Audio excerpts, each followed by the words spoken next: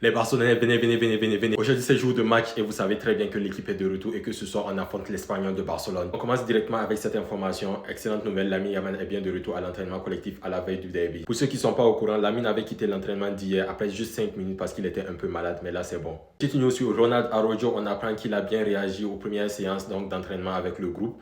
Après plus d'un mois d'absence pour se ressourcer mentalement, il se sent en pleine forme et reprendra progressivement l'entraînement, mais il ne sera pas de la partie face à l'Espagnol Barcelone. On a ce bon vieux Marc-André ter Stegen qui refuse de quitter le club. Il préfère rester et gratter des minutes en Coupe du Roi ou en Super Coupe, mais moi je le sens mal pour lui parce que je sens qu'il ne va pas jouer. Si on a des matchs importants, je vois bien Flick titulariser Joan Garcia. Donc ter Stegen profite de l'occasion pour partir à Girona, surtout que je lis que Barcelone va prendre en intégralité de son salaire, donc autant partir pour avoir du temps de jeu et peut-être même performer pour qu'on puisse te revendre derrière, s'il te plaît. Aide-nous un peu là. On a cette petite news sur Joan Garcia qui est prêt mentalement pour le match donc contre l'Espagnol, qui je rappelle c'est son ancien club. Je rappelle aussi que l'Espagnol a mis un dispositif particulier donc pour ce match-là, histoire de protéger Joan Garcia afin qu'il ne reçoive pas des projectiles donc du public. Le coach de l'Espagnol a été interrogé sur le sujet et regardez juste ce qu'il répond.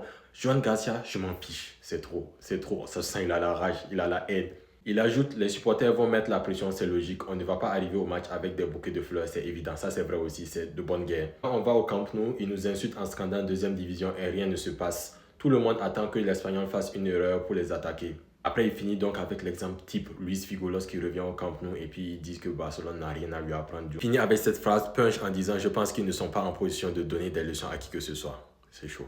C'est chaud, ça c'est un derby, J'ai envie de finir avec cette photo d'Hansi Flick qui pose à côté de Manolo, le coach de l'Espagnol Barcelone. Mais le plus important, c'est pas là, c'est juste après. Regardez s'il vous plaît le visage d'Hansi Flick lorsqu'il se rend compte que c'est le maillot de Gavi, il a. C'est juste pas possible comment Gavi manque à tout le monde. Regardez juste, Flick a le sourire, Flick est tout content, tout heureux. Et franchement, Gavi fait partie de ces joueurs-là, avec Rafinha, que j'ai l'impression qu'ils soutiennent beaucoup Flick et qui lui donnent envie de bosser. J'ai l'impression que Flick a tissé une vraie relation avec ces deux joueurs-là. Je ne peux même pas décrire, il suffit juste de regarder son sourire. Bref, dites-moi dans les commentaires ce que vous avez pensé de toutes ces informations et moi, bien sûr, je lirai tout ça. Et dites-moi aussi si vous voyez le FC Barcelone s'imposer aujourd'hui face à l'Espagnol Barcelone et bien sûr, vice versa.